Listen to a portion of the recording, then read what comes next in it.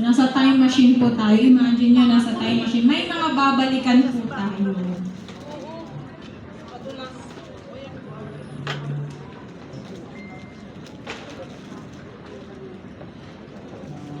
May technician ng buti. Ayan.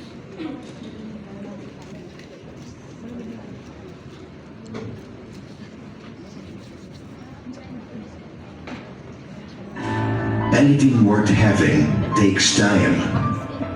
Welcome to iFern Time Machine. In 3, 2, 1, let's go.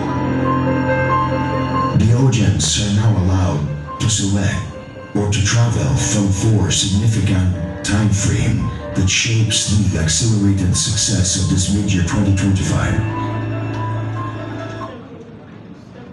Ayan. So, yung atin pong audience ay pipili, sir, ng time frame from this. And, sir, meron kaming, audience dito na kanina pang tuwang-tuwa, sir. Giliw na giliw. Ayan. So, bibigyan po natin siya ng pagkakataon na pumili ng time frame. Parang nagulat ka pa, mother, ah. Yes. Ano po ba yung name niyo, mother? Tayo po kayo. Ayan. So, ayan, taga Bulacan. Pakilala po kayo ng konti, bakit ulit kayo nag-iFern? Naka-try ko sa iPhone. Ang galing, ayos ang tulog ko. Isa lang inom. Anong product po? Milka. Milka. Yung isa, yung iPhone Active. Isa lang inom to. Wala naghanap ko saan nagbibigay. Na, nag-meeting kami ng senior. Oh, ngayon pang last Friday ng July. Saan ko ba kabili? Okay na lang na nagkita kami sa Pangulo namin. Doon sila mga distributor. Oh, ganun nga. iPhone member. Salamat sa paginood. Ayan. So, ma'am, pumili na po kayo doon sa apat natin. 2026, 2035, May 2025, or April 2025. Pili ka ng years, ma'am, na gusto mong balikan o gusto mong puntahan. Balikan? Bakit mo balik ito?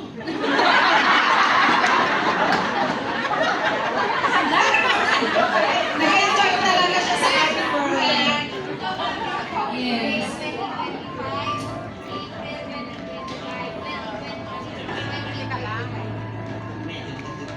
Ayan. May 2025. Bro, Yes. BTR. Yes, BTR. Papalikin na natin si Mother sa 2025. Yun yata yung unang beses na nag-milka. Sa pagkakatulog niya. Kasi may balik-balik. Throwback tayo kay Mother.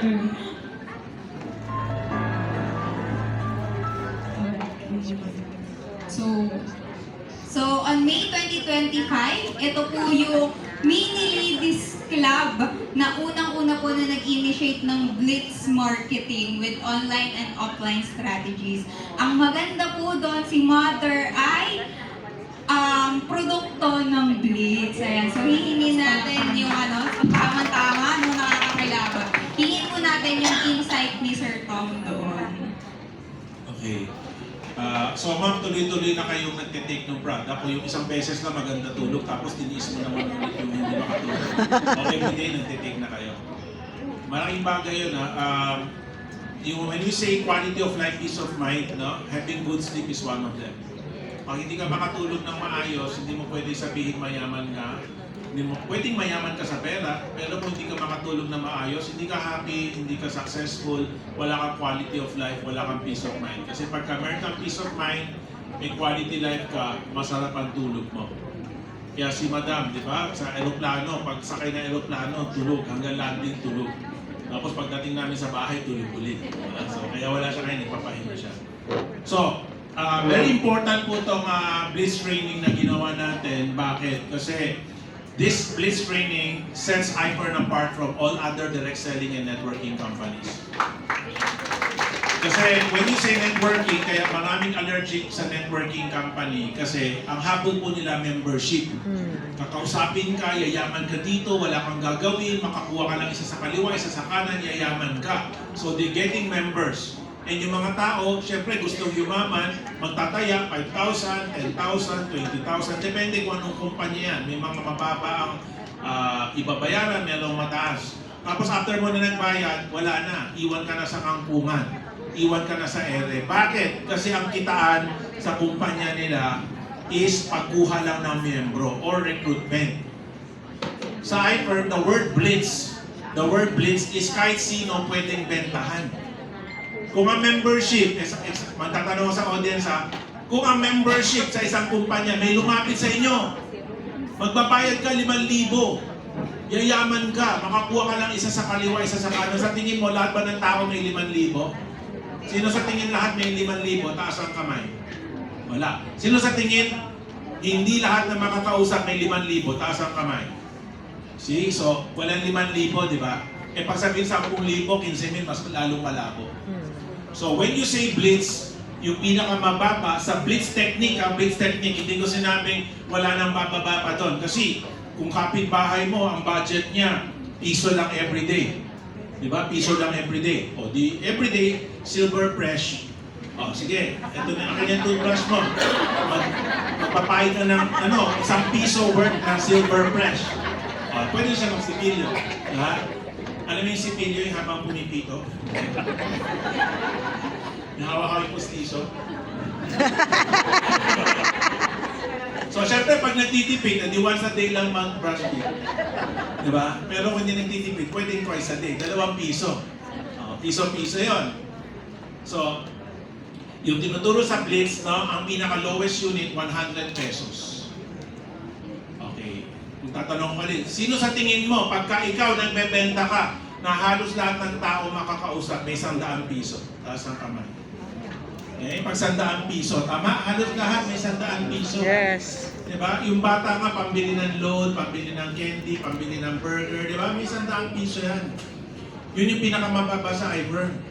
Kung produkto si Madam, si Mother ng Blitz Training, baka yung unang bili niya 100. Pero natikman niya, sarap ng tulog ko, bukas, bibili siya ulit. Or after 5 days, pag naubusan niya yung 5 capsules, after 5 days, bibili siya ulit.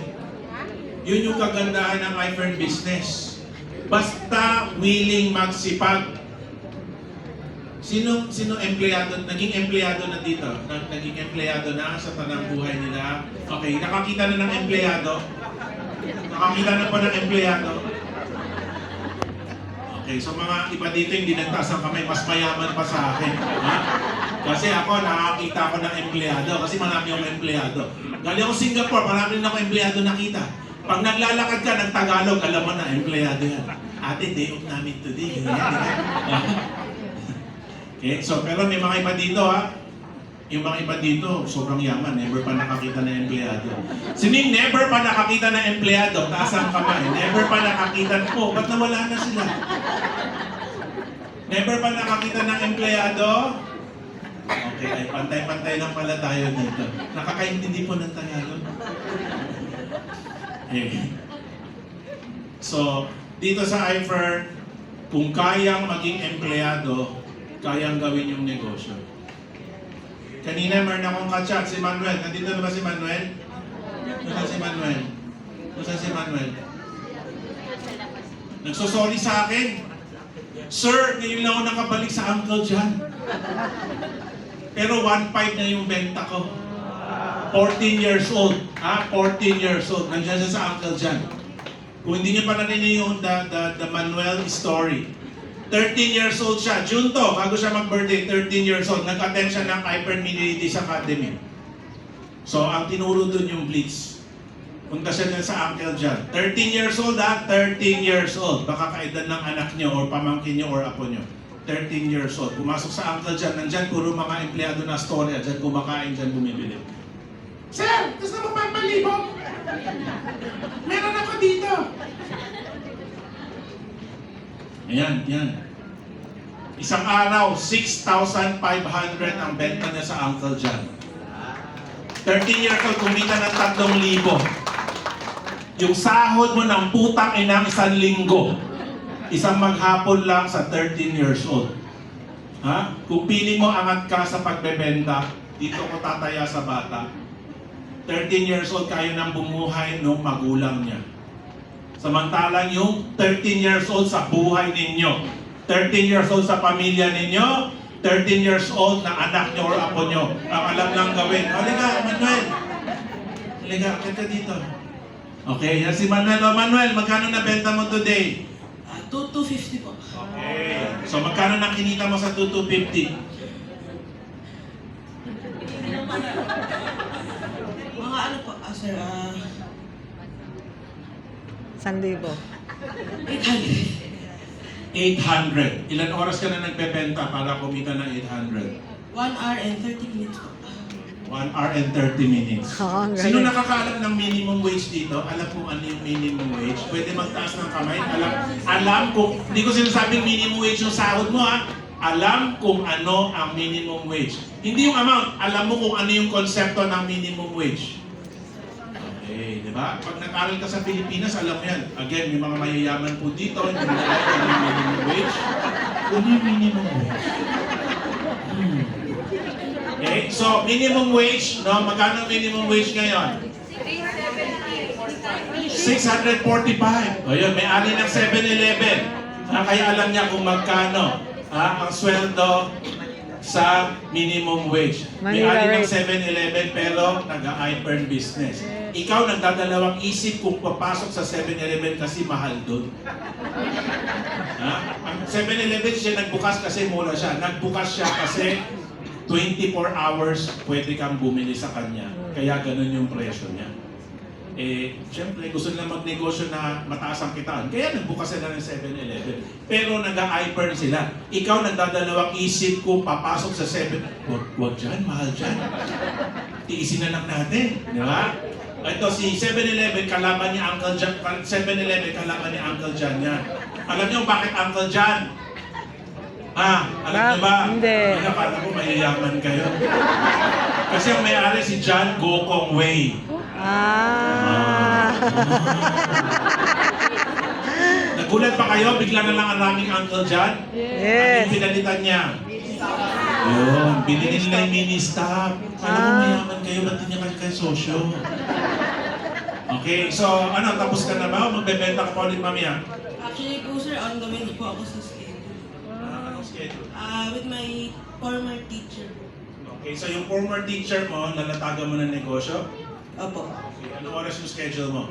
6:30. 6:30. Oh, late ka na. Saan tong schedule mo? Sa clinic po na sa may Pearl Drive Pasig. Pearl Drive, kaya naman. Kala ko papasakin kita sa time machine eh. Sige na, punta ka na. Okay, good luck. Good luck. Okay, have a good one. Wow. Ilan taon ka na ulit? 14 po. Isigaw mo, ilan taon ka na? 14! Okay, thank you. Teka, balik ka dito. Pinapapayat ko lang siya para pagdating na doon sa inyo siya. Okay, kasi kita ng mga mukha, nagdududa sila. Hindi pa po ito 14 years old. Sabihin mo kung ano yung birthday mo. Eksaka, day, month, and year. Pati time. Alam mo ba yung time? Sige. June 7, 2011, 3:53 p.m. Okay. 2011. Okay, sige. Thank you. Yung mga anak ko dito, 2011 pala, naghihirap na. Ngayon, 2025 na. Si Manuel, 2011, ipinanganak. Okay. So today, hindi pa siya tapos, kumita na siya ng 800. 1.5 oras. Yan yung tinuturo sa Blitz. Yes. Hindi mo kailangan gugulin ang 8 hours a day. 1.5 hours, 800. Kung may kakausapin. Kung, Lord,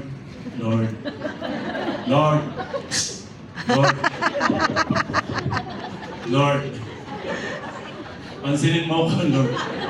Ba't di ka papansinin nun? Pray ka ng pray, kita mo na nangyayari kasi wala kang ginagawa. Pag hiningi mo yumaman, hiningi mo kumita, eto pinakamatindi, Lord, meron ka kausapin, sana pautangin ako. Labo yun. Dapat, Lord, usapin mo si Aling Puring. gisingin mo siya kasi kakausapin ko, magmamakaawa ko, sana pautangin ako.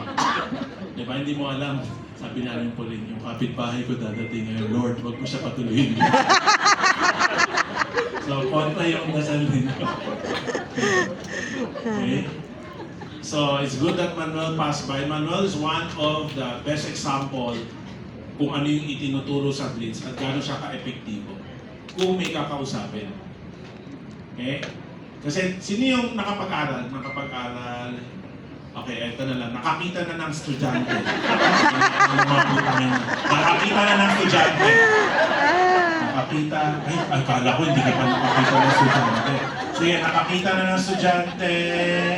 Okay, no, pati yung nurse, nagtaas ng kamay. Nakakita na ng estudyante. Okay. So, ito, estudyante pa lang. Ito, by the way, partner niya. Si Ezra. Okay, hindi jowa, partner sa pagbebenta. Si 15 classmate. years old. 15 years old. Ito, everyday nagre-report din ko sa akin.